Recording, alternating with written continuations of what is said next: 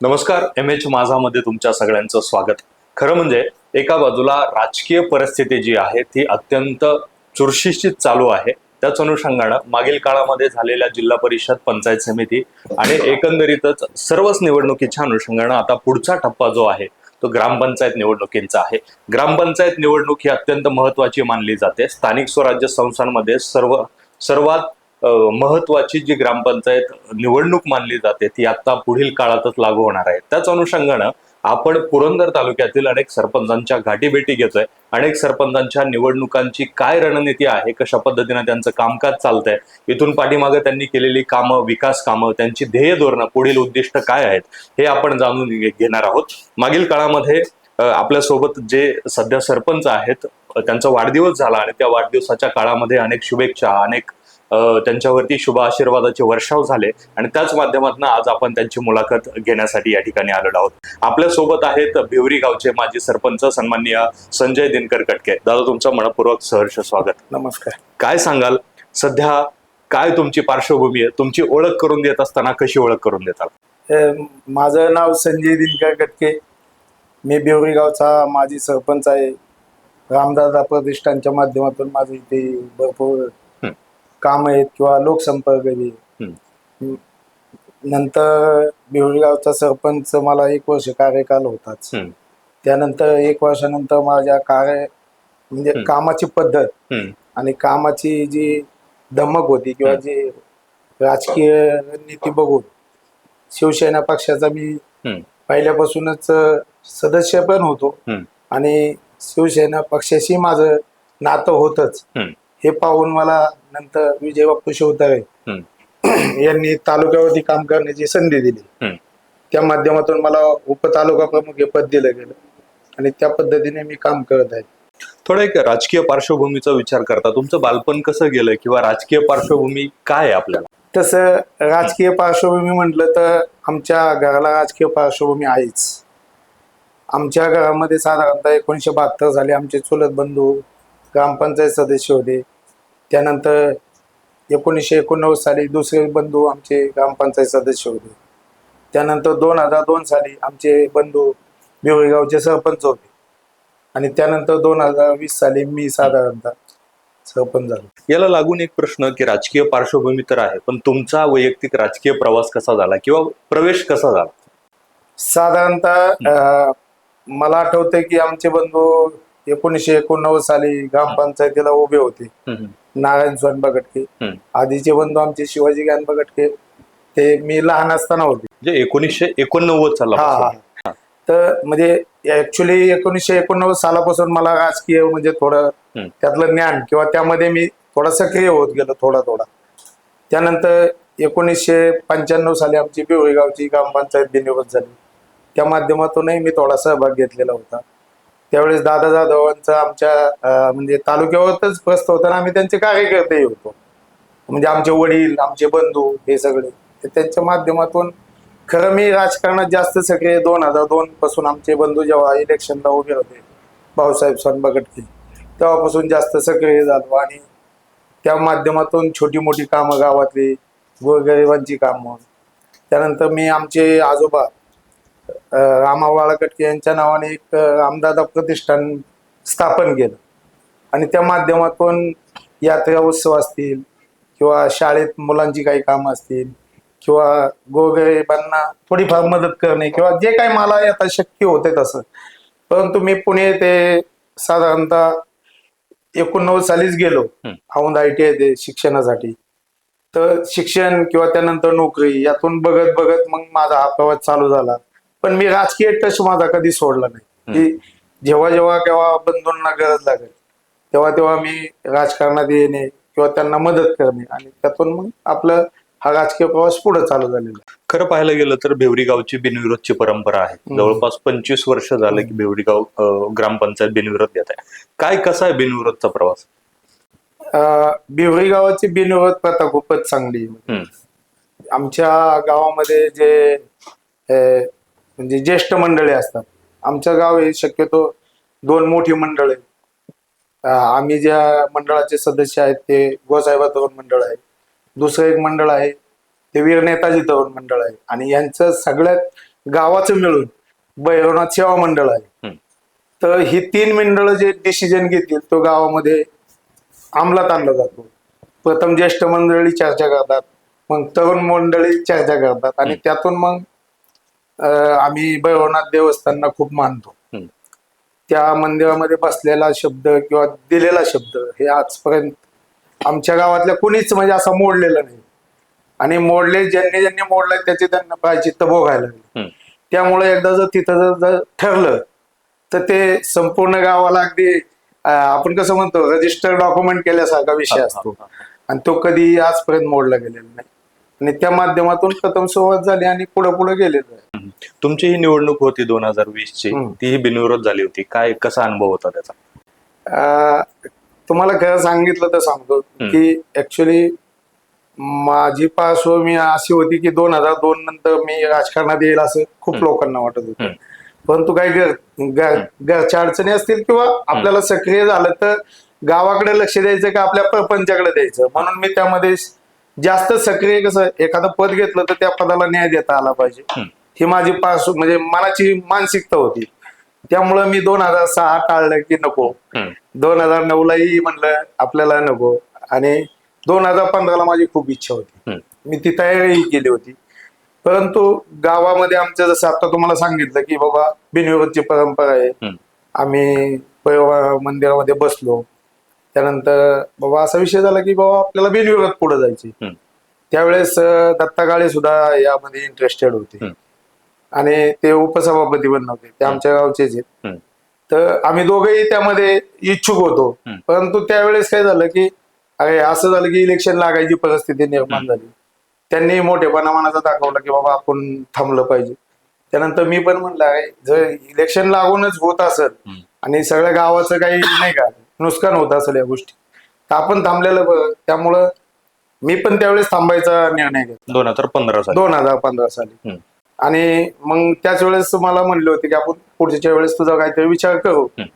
परंतु मी अगदी संयमी माणूस आहे, कारण गेली जवळजवळ 89 ते 2020 ह्या कालखंडामध्ये एखाद्या पदासाठी थांबणं ही काही सोपी गोष्ट नव्हती. मग मी त्यावेळेस थांबायचा निर्णय घेतला, थांबलो. कसा 2020चा कसा पहिला अनुभव? तुम्हाला सांगतो की 2020ला प्रथम लोकांच्यातून इलेक्शन होतं, पण विधानसभा झाल्यानंतर ते चित्र परत पालटलं. मी तयारी केली होती की बाबा आपण लोकमतातून इलेक्शन लढायचं, पण 2020ला जेव्हा विधानसभा आधी झाली आणि आमची फेब्रुवारीत इलेक्शन होती त्यामुळे परत सदस्यामध्ये गेले. त्यावेळेस असंच लोक बसल्यानंतर पहिलं ठरलं की बाबा आपण बिनविरोधच्या विषयाला जाऊ. मग नेताजी तरुण मंडळ असेल, आमचं गोसाहेबा तरुण मंडळ आमचं, हे सगळे एकत्र बसले आणि म्हटले बिनविरोधला जाऊ. तर आमच्या मंडळात जे काही सदस्य असतील ते आमचे मंडळ देतं, त्यांच्या मंडळात जे काही सदस्य असतात ते देतं, पठारवाडीचे काही जे आमचे म्हणजे ती पण ग्रामपंचायत आमच्यातच येते तर ते त्यांचे सदस्य देतात. त्यामुळं असं सगळे एकत्र बसून अगदी ज्येष्ठ मंडळींचा याच्यात खूप मोठा सहभाग असतो.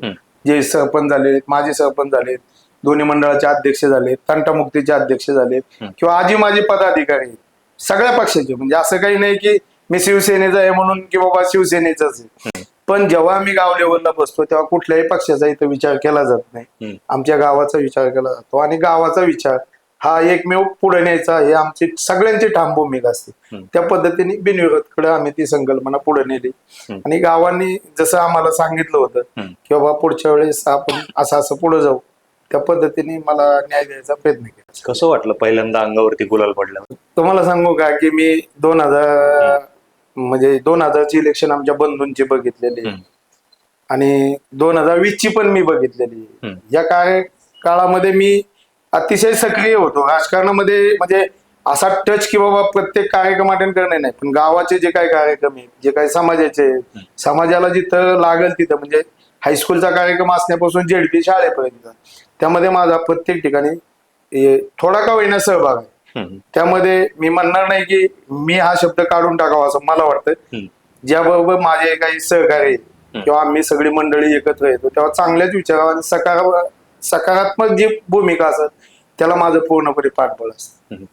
तुमचा खरं तर कालखंड हा 2020चा होता, म्हणजे कोरोनाचा कालखंड होता. म्हणजे देशभर जगभर एक महामारी आपल्या संकट आपल्यावरती आलं होतं. तो कालखंड तुमच्या सरपंचकीच्या कार्यकालात होता.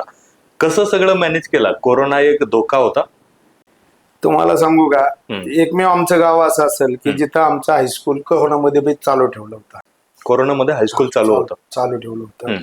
आमचे मुख्याध्यापक माझ्याकडे आले. आता रिटायर झालेत कामटे सर म्हणून. हम्म. ते म्हणले सरपंच साहेब म्हणे असा असा विषय आहे. 10वीचे एक तर मुलं असतात त्यांचं. म्हणले अहो कसं जे जे आपल्याला शक्य आहे ते आपण करू. मी आमच्या इथं पहिला कॅम्प लावला. जेवढे काही कोरोना बाधित होते 189 कोरोना बाधित निघाले. बरं. त्यांना सगळ्यांना ज्याच्या त्याच्या अशा रानात जी घरं होती तिथं ठेवलं.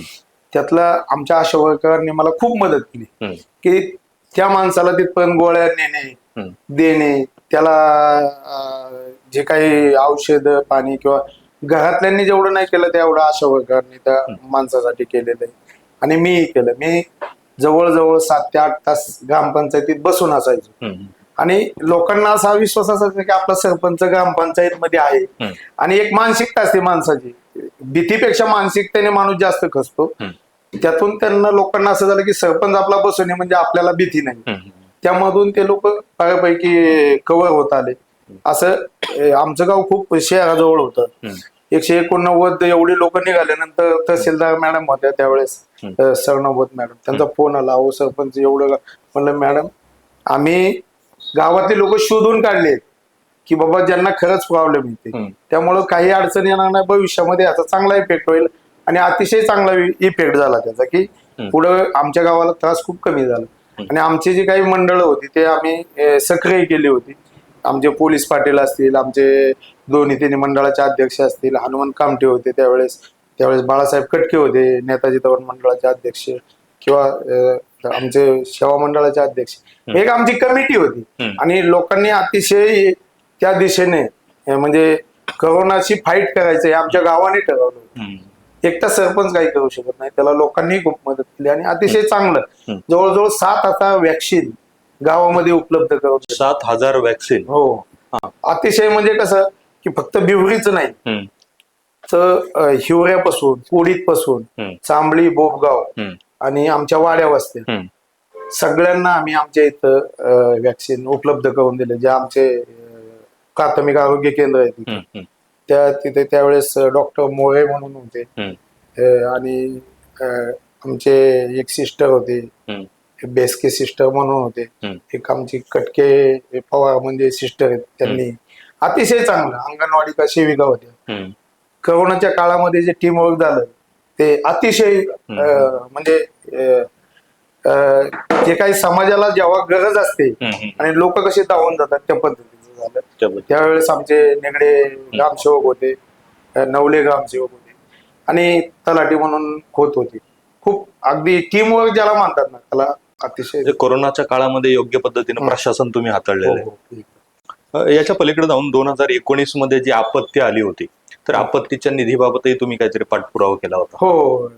कसं झालं होतं त्यावेळेस खूप पाऊस झाला होता, त्यामुळं खूप पिकं गेली होती आमच्या तिथं. आणि आपत्ती एवढी तो भयानक प्रसंग तुम्हाला आठवत असेल की सगळ्या गावाच्या जे ओढच्या म्हणजे ओढ्याच्या कडेला स्मशानभूमी वाहून गेलेल्या आहे ते. आणि खूप मोठा पूर आला होता. तर त्यावेळेस काय झालं होतं, पंचनामे झाले होते, हे झालं सगळं झालं होतं. आणि पंचनामे झाल्यानंतर काही निधी आमच्याकडे आलेच नव्हते, म्हणजे शेतकऱ्यांना की पंचनामे झालेत निधी आले नव्हते. पण मी त्यावेळेस कोरोनामध्ये पाठपुरावा केला आणि तहसीलदार मॅडम असतील, प्रांत मॅडम असतील त्यांच्याशी. तर मग प्रत्येक शेतकऱ्याच्या पहिला जो आपत्ती होती त्याचे 22 लाख रुपये आणि ऐन कोरोनाच्या काळात मिळाले ते लोकांना, जी ज्यावेळेस गरज होती. अगदी प्रत्येकाच्या खात्यावरती, म्हणजे असं की कुणाला की धावपळ करायला लागली नाही, काही नाही, डायरेक्ट लोकांना त्याचा अतिशय फायदा झाला. आणि नंतर एक दुसरा हप्ता जेव्हा आला काही लोकांचे पाठीमागं पुढं तो एक 17 लाखाचा होता. म्हणजे जवळजवळ 39 लाख रुपये मदत झाली त्यावेळेस. आणि त्याच्यामध्ये म्हणजे अगदी लोकांना ऐन वेळेस आपण कसं म्हणतो गरजेच्या वेळेस मदत होत, हे त्यावेळेस घडलं. तुमच्या सरपंचकीच्या कार्यकालामध्ये रस्त्यांची परिस्थिती नक्की काय होती? विकास कामाबद्दल रस्त्यांबाबत काय नक्की तुम्ही भूमिका घेतल्या होत्या? रस्ते जे आहेत ना, रस्ते ते आमच्या समजा काही वाडे वस्त्यावले होते. एक पठारवाडीचा खूप खराब रस्ता होता, म्हणजे गिसरेवाडी ते पठारवाडी. तर तो एक रस्ता अतिशय खराब होता. मी ते ग्रामपंचायतचा ठराव करून PMRDC किंवा खासदार आमदार जे जे हे बघा, सरपंच एक जो जेव्हा बिनविरोध होतो तेव्हा तो कुठल्याही पक्षाचा नसतो किंवा पदावर बसलेला अधिकारी पक्षाचा नसतो. मी सर्व राजकीय पुढाऱ्यांशी माझे जे माझ्या पदात किंवा जे काही आपल्या सचोटीत बसतं, पक्ष वेगळा, माझा पक्ष मी 100% सांगतो, मी शिवसेना पक्षाची बांधली.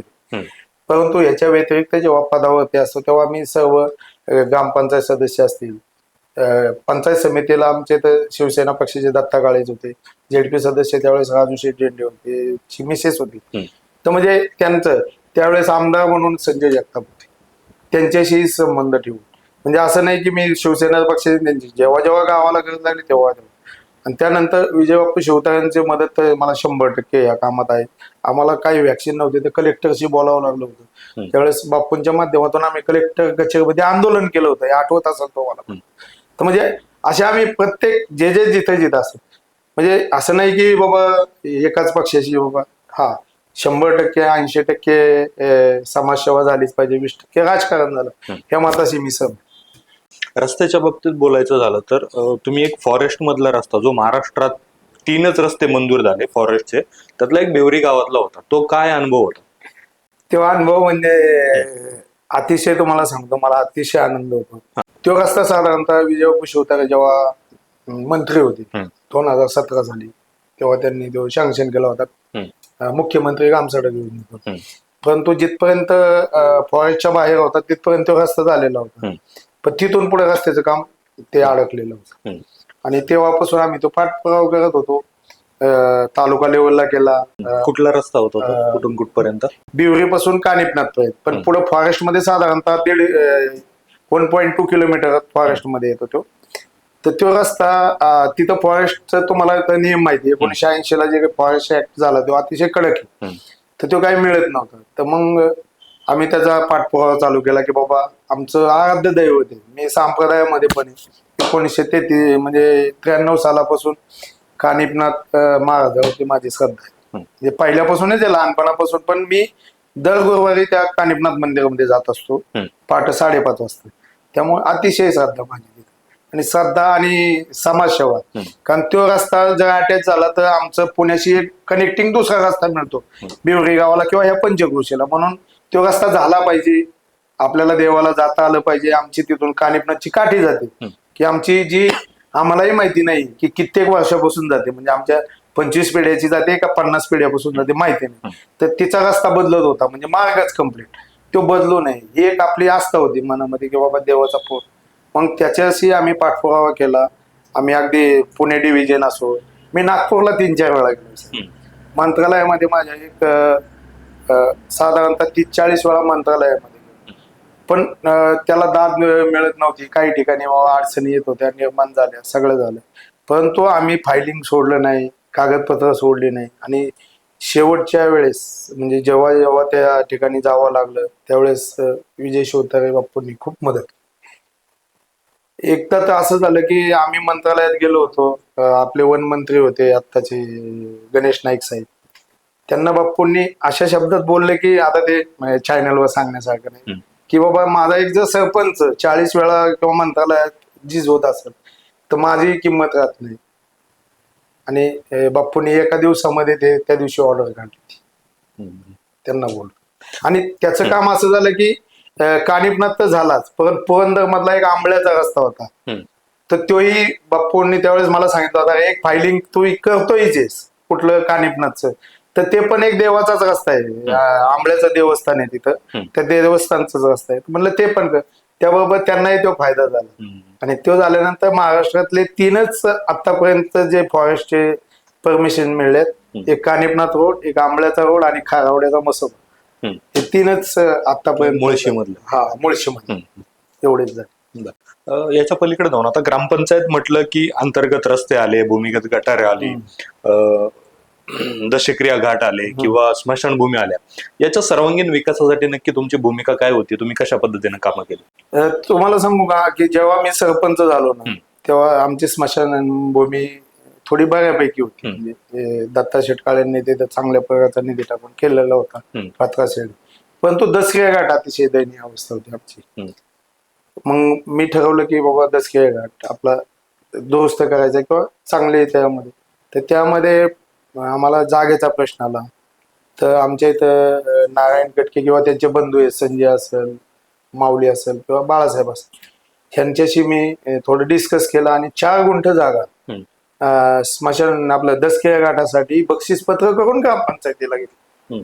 की त्यांना मी कन्व्हिन्स केलं की हे चांगलं नाही. तिथं साळुंके आमचे आहेत तिथं, तर त्यांनी थोडे मदत केली आम्हाला तिथे त्याविषयी. तर मग ती स्मशान दसखेळ घाटाला ती जागा पहिली उपलब्ध केली. जागा उपलब्ध केल्यानंतर जे आमच्या गावातले बिझनेस करतात, काही बिल्डिंग मटेरियलचा याचा त्याचा किंवा कुणाचे डंपर होते, कुणालाही म्हणजे अशी रिक्वेस्ट करू ना, कुणालाही दबाव नाही. अगदी की बाबा एक 10-20 गाडी मुरम दे, कोण JCB दे, कोणी हे. लोकमतातून आम्ही बऱ्यापैकी जवळजवळ अर्धा एकर जागा निर्माण केली. तिथं ओढा होता, ओढ्याच्या कडेने भिंत घालून हे ते असं करून एकदम चांगली आणि सुसज्ज अशी पश्चिम पट्ट्यामध्ये कुठेही तुम्हाला असे दिसणार ना असे दसखेळ घाट निर्माण केला आम्ही सगळ्यांनी. त्यामध्ये नंतर त्यावरती निधी टाकताना विजय बापू शिवतारे यांच्या माध्यमातून एक 5 लाखाचा 3 लाखाचा असे निधी टाकले. त्यावेळेस एकदा माणिकराव झेंडे पाटील आमच्या तिथे आले होते, दसखेळ घाटावरती एका त्यांच्या नातेवाईकांच्या दसखेळ. तर ते म्हणले अरे सरपंच एवढं चांगलं काम चाललंय, त्यांनी मला 3 लाखाचा निधी तिथे दिला. म्हणजे आणि हे सगळं सपाटीकरण चांगले जवळजवळ 300 ते 400 गाडी मुरुम तिथे लावली. त्याच्यामध्ये जे काही डेव्हलपर आहेत ते आता जे नवनिर्वाचित पंचायत समिती सदस्य झाले त्यांचे सासरे उपसरपंच जगन्नाथ खटके यांनी स्वखर्चातून बऱ्यापैकी तिथं मुरुम टाकून दिले. आणि असे गावातले सगळेच आहेत, म्हणजे दिलीप खटके असतील, रामहरी खटके असतील, म्हणजे असं एकच नाही. म्हणजे जे ज्यांच्याकडे गाडी होती, कोणाकडे JCB होती, येळवंडे म्हणून JCB होते किंवा बाबा बुवा गाडी म्हणून होते, असे ज्याचे होते. म्हणजे असं मी चुकतं माझं नाव घेऊ नये ऍक्च्युली, कारण एखाद्याचं राहिलं तर त्यालाही राग येईल. त्यामध्ये शेवट सपाटीकरण झाल्यानंतर आमच्या गावाचे उद्योजक सोपान शेठ पुंजे त्यांचे वडील गेले होते, तर त्यांना कन्व्हिन्स केलं मी. तर पूर्ण वरती जे झाकण टाकलं ना शेड, आता तुम्ही जर कधी गेला दसखेळ घाटावरती तर त्यांनी 12 ते 15 लाखाचं अँगल मटेरियल सगळं देऊन अगदी म्हणजे थोडक्यात कळस चढवायचं काम केलं त्यांनी. अतिशय खूप सुंदर केलं. खरं पाहायला गेलं तर समाजकारणासोबतच तुमच्या गावाला एक कबड्डीच्या खेळाची परंपरा आहे. काय त्या कबड्डीच्या खेळाबद्दल वर्णन कराल? साहेब मी पण कबड्डीचा खेळाडू आहे असं. तर मला पण त्या खेळाबद्दल असतंय की आपल्या गावातून नवीन नवीन मुलं तयार व्हावी, नवीन नवीन किंवा खेळाच्या दिशेला जाणारी मुलं ही निर्व्यसनी राहतात. हे म्हणजे माझं पहिल्यापासून मी स्वतः निर्व्यसनी, त्यामुळं मला ते थोडं होतं.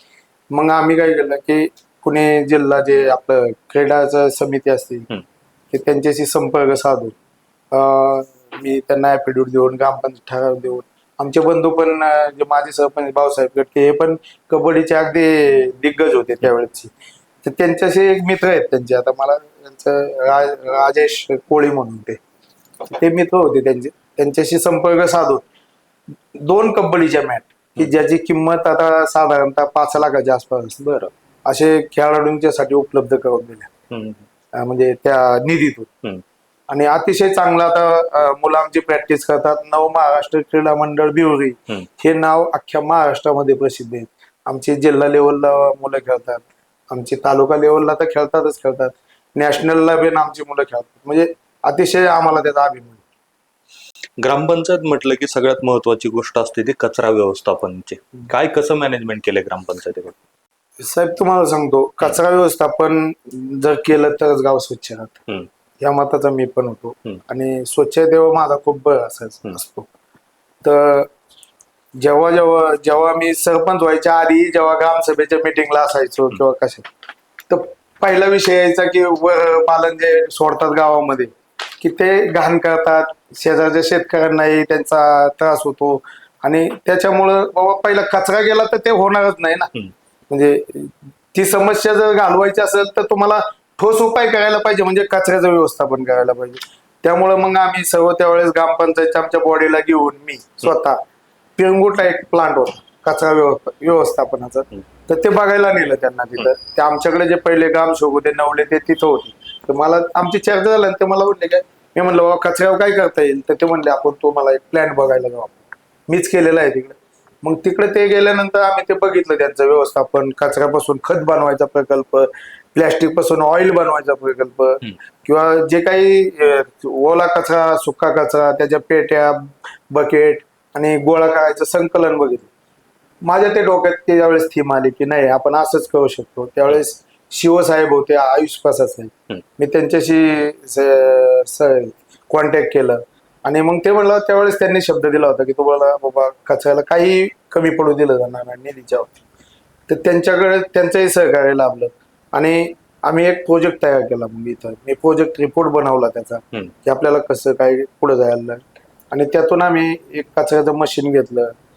मी साधारणतः 36 लाख रुपये निधी त्यावरती उपलब्ध करून दिलेला आहे. आमचे पंचायत समिती सदस्य किंवा त्यावेळेस उपसभापती दत्ता शेटकाळे त्यांनी पहिले 3 लाख रुपये, आणि कुठेतरी एका गावाला दुसरीकडे होत नव्हता तो प्रकल्प, मग त्याचाही 3 लाख रुपये मी डायव्हर्ट करून इकडे घेतले की बाबा मग 6 लाख ते वेगळे मिळाले.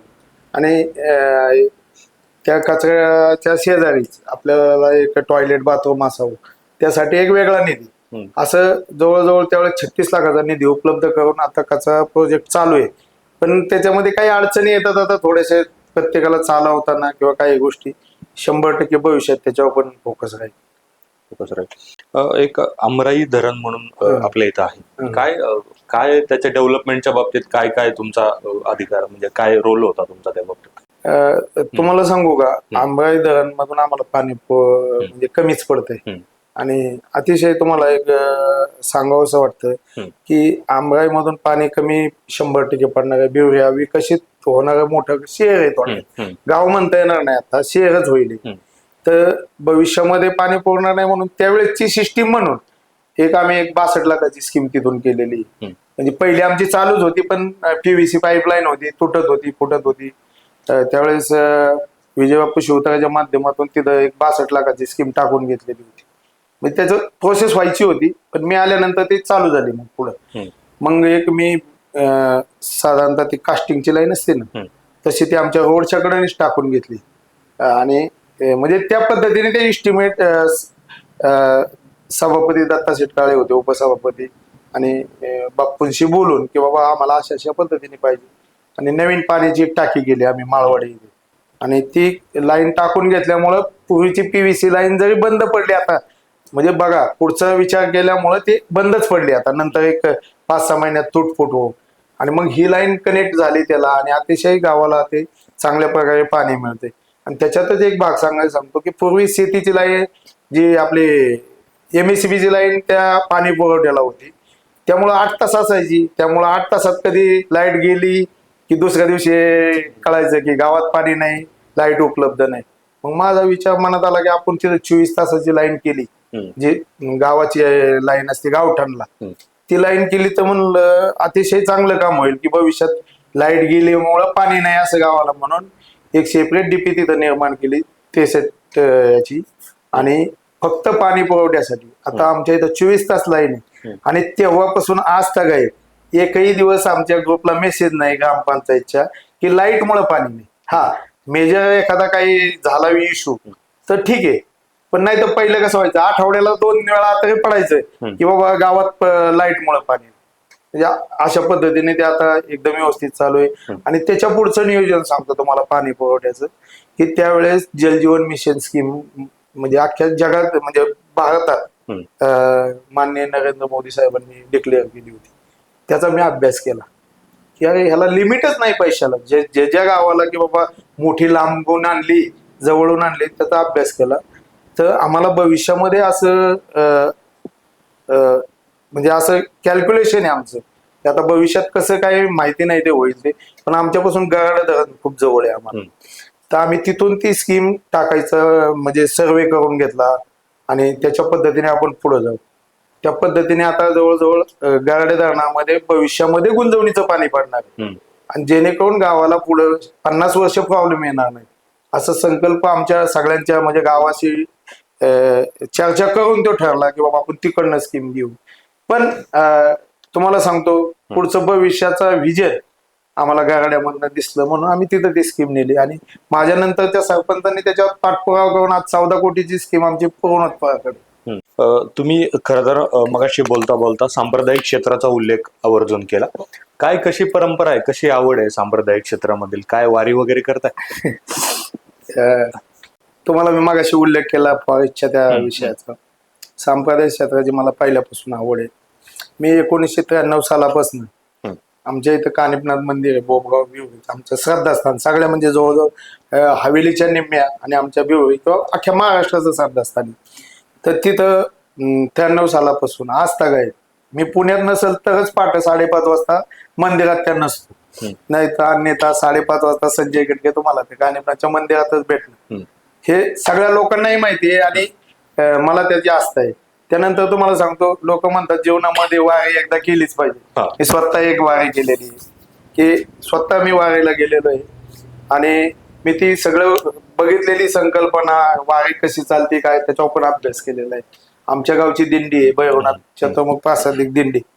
त्या दिंडीच्या माध्यमातून जे आमच्या ज्येष्ठांनी जपून ठेवलेला साठ आहे तो भविष्यात कसा पुढे जाईल आणि ते बाबा लोकांना त्यापासून खूप काही मिळतं. निगेटिव्ह पॉझिटिव्ह ते विषय सोडून द्या काही गोष्टीचा, पण जे काही चांगलं चांगलं आहे त्या वारीतून लोकांना घेण्यासारखं आहे.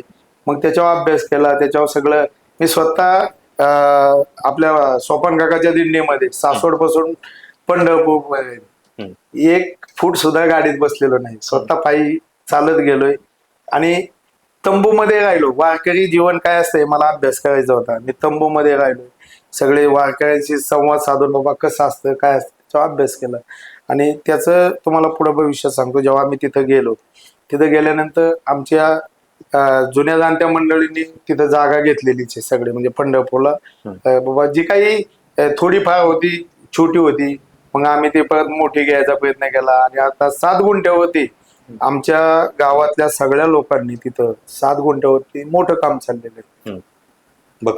हा भक्त निवासाचं, त्याच्यामध्ये माझा खायचा वाटा आहे. शिखर शिंगणापूर कावड यात्रा आणि वीर यात्रा याच्यासोबत सुद्धा तुम्ही जोडले गेले. शिखर शिंगणापूर कावड यात्रेला मी 2-3 म्हणजे माझा अंदाजे बऱ्याच वेळा जातो आणि पण मी 5-6 वेळा तरी त्या मुंगी घाटातून वरती गेलेलो आहे, म्हणजे चढलेलो आहे. कारण आमच्या गावची कावड आहे, हा कावड मंडळ म्हणून आहे आणि त्या माध्यमातून जाण्याचा योग येतो, आमच्या प्रत्येकाला येतो.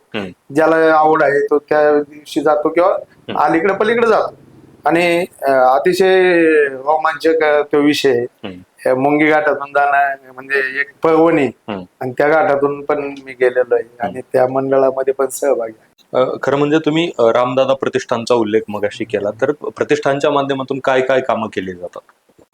त्यामुळे सांगू का, रामदादा प्रतिष्ठान ही कल्पना माझ्याकडे साधारणतः 1990 साली आली. आमचे बंधू जेव्हा सदस्य होते त्यावेळी आम्हाला तुम्हाला सांगू का, आमच्या आजोबांचा पंजोबांचा खूप मोठा वारसा आहे. ते रामदादा रामा बाळा कटके, नामदेव बाळा कटके दोघं बंधू होते.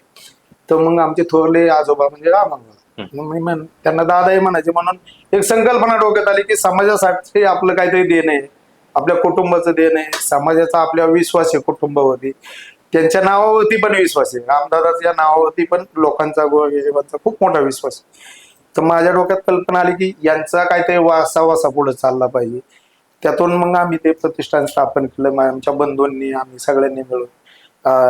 त्यामध्ये माझी मिसेस पण सक्रिय आहे काही गोष्टीमध्ये, म्हणजे आमचे सगळेच, म्हणजे असं काही विषय नाही की संजय गटके हे एक इंजिन आहे पण त्याच्या मागे भरपूर डबे, म्हणून त्यांनी पण मला त्या गोष्टीमध्ये मदत केली.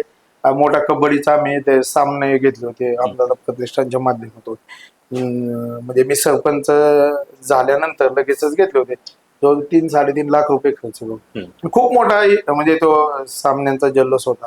म्हणजे नव महाराष्ट्र क्रीडा मंडळ त्या संख्येला होतं, कारण मला कबड्डीची आवड होती. ते झालं किंवा लहान मुलांच्या शाळेमध्ये असेल, यात्रा कमिटी असेल, यात्रा कमिटीमध्ये रामदादा प्रतिष्ठानचा म्हणजे सहभाग हा असतोच, कारण मी त्याचा संस्थापक आहे.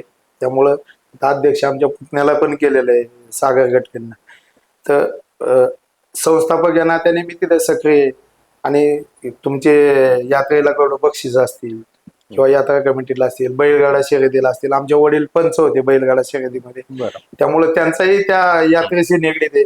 आमच्या भंडाऱ्याचा कार्यक्रम असतो गोसाहेबाच्या, तिथेही म्हणजे आमचा रामदादा प्रतिष्ठानच्या माध्यमातून जे काही मदत करता येईल यथाशक्ती किंवा कर्जाळी तरुण मंडळाच्या माध्यमातून ते आम्ही करत असतो. याला लागून खरं तर ही झाली राजकीय पार्श्वभूमी, परंतु आता पुढील राजकीय भविष्याची वाटचाल कशी असणार आहे? म्हणजे आता येणाऱ्या पुढच्या तुम्हाला सांगतो बघा, आमचे राजकीय आता पंचायत समिती ZP संपलेले आहेत. काही लोकांना वाटत होतं की एवढा सक्रिय सरपंच आहे, सरपंच संघटनेचा मी सचिव खजिनदार, आम्ही सरपंच संघटना पण स्थापन केलेली. म्हणजे माझा जसं उपतालुका प्रमुख शिवसेनेचा खांब्या आहे, त्या पद्धतीने लोकांना माहिती आहे की सरपंच संघटना आम्ही जेव्हा सर्व पक्षीय स्थापन केलेली, त्यामुळे माझा सरपंच संघटनेमध्ये तेवढा सक्रिय सहभागी. आमचे केशे म्हणून अध्यक्ष होते नायगावचे सरपंच, चंद्रकांत बोरकर म्हणून नारायणपूरचे सरपंच उपाध्यक्ष, किंवा सीमा भुजबळ म्हणून होत्या, ऋतुजा जाधव म्हणून करंजेच्या, हे जी आमची जी, किंवा पूनम झेंडे, असे बरेच म्हणजे आमचे सरपंच त्यामध्ये सगळे आहेत. असं काही नाही की एकंदरीत सगळ्यांचं आमचं देवाणघेवाण असते विचाराची, पक्ष बाजूला ठेवून, आणि ज्या ठिकाणी तिथं मदत लागत त्या ठिकाणी घेत असतो. पण राजकीय प्रवास इथून पुढचा म्हटला तर तुम्हाला सांगू का, 20% राजकारण, 80% समाजकारण, हे हेतूने आम्ही पुढे जाणार. आणि भविष्यामध्ये तुम्हाला सांगतो की आज हे संपलं तरी ग्रामपंचायत निवडणुका येणार आहेत आता, ह्यामध्ये 100% एकंदरीत गावाचा विचार करता आम्ही बिनविरोध काढण्याचा प्रयत्न करणार आहोत.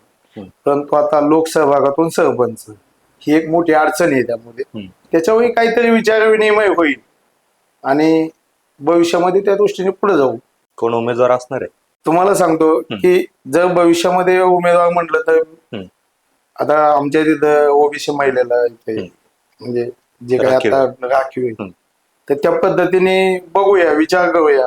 प्रथम गावाचा होईल, आमच्या भावकीचा होईल, आमच्या मंडळांचा होईल, त्यात बाकीच्या सगळ्या विचार करून भविष्यामध्ये आता जर समाजाने जर शेवट संधी दिली, समाजाने जर संधी सेवा करायची दिली, मी असेल किंवा आमच्या मंडळाचा असेल किंवा आमच्या घरातलाही असू शकतो, असं काही सांगू शकत नाही. राजकीय प्रत्येक गणित ज्या त्या वेळी ज्या त्या पद्धतीने बदलत असतात, म्हणून ते सांगता येत नाही असं मी तुम्हाला. खरं म्हणजे तुम्ही आताच्या मुलाखतीमध्ये आवर्जून या पक्षाच्या नेत्याचा, त्या पक्षाच्या नेत्याचा, असा सगळ्यांचा उल्लेख केला.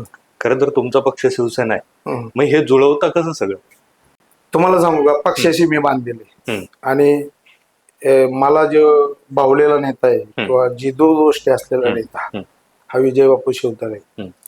परंतु तुम्हाला सांगतो की राजकारण हे ठराविक म्हणजे आम्हाला शिकवलेलं आहे, आणि बापू पण तेच म्हणतात की बाबा एक 20% राजकारण ठीक आहे ना, पण 80% समाजकारण झालं पाहिजे. आणि त्या पद्धतीने तुम्हाला सांगतो की समाजकारण करताना सर्वच लोक आपल्या संबंध येत असताना रोजच त्याच्याकडे असं डोळं फाडून की बाबा ह्या पक्षाचा बघण्याचा आमचा हेतू नाही, किंवा जिथं त्याला गरज लागत तिथं आम्ही आम्हाला गरज लागत त्यांनी केली पाहिजे. म्हणजे कुठे समाजकारणामध्ये हा राजकारण किती इलेक्शन पुरतं असतं, ते 4 दिवसापुरतं असतं, आणि ते नक्कीच आम्ही ते जपायचा प्रयत्न करू. आपण खरं तर मुलाखतीच्या शेवटच्या टप्प्याकडे येतोय. आता मतदार आहेत किंवा गावातले नागरिक आहेत, त्यांना काय कशा पद्धतीने आवाहन कराल? तुम्हाला सांगू का, आमचं गाव शहरालगत आहे आणि जवळजवळ मी म्हणतो 99% साक्षर आहे. आमच्या गावामध्ये जेव्हा जेव्हा आताही तुम्ही बघितलं, तुम्ही थोडा अभ्यास करा पंचायत समिती ZPचा, लोकांनी खूप विचारपूर्वक मतदान केलं, किंवा काही विषय असतील काही जे वेगवेगळे असतील ते, पण जेव्हा जेव्हा असा विषय येतो की बाबा तुम्ही मतदारांना काय आवाहन करता, तर मी मतदारांना 100% आवाहन करेल की बाबा वेळेपोता कोण बघतोय त्याच्याकडे जाऊ नका. भविष्यामध्ये आपल्याला पुढे जर आपला गावाचा विकास हवा असेल, तालुक्याचा विकास हवा असेल, किंवा जे काय असेल ते तुम्ही आता गावापुरतच बोला. माझं मी म्हणतो तुम्ही मला प्रश्न फक्त तर बाबा चांगला बाबा माणूस कोण आहे, समाजासाठी झटणारा कोण आहे, समाजासाठी वेळ देणारा कोण आहे, आणि बाबा ज्याला दूरदृष्टी आहे की भविष्याचे बाबा पुढे 10, 20, 25 वर्षांनी दूरदृष्टी बघून कोण काम करणार आहे, अशा माणसाच्या पाठीमागे किंवा अशा माणसाच्या विचाराच्या माणसाच्या पाठीमागे म्हणजे मतदारांनी उभं राहिले. नक्कीच. तर हे होते संजयजी कटके. पुढील भविष्य काळातील ग्रामपंचायत निवडणुकीच्या अनुषंगानं नक्की बेवरी गावात काय घडामोडी घडणार आहे, नक्की वारं कसं असणार आहे, वारं कुणाचं असणार आहे आणि विजय कुणाच्या पारड्यात पडणार आहे, हे नक्कीच पुढील भविष्य काळात पाहणं महत्वाचं ठरणार आहे. तत्पूर्वी आपण या ठिकाणी थांबूयात. अशाच नवनवीन बातम्या, व्हिडिओ आणि मुलाखती, विशेष करून ग्रामपंचायत इलेक्शनच्या संदर्भातल्या मुलाखती पाहण्यासाठी आमचा युट्यूब चॅनल सबस्क्राईब करा. मनपूर्वक धन्यवाद.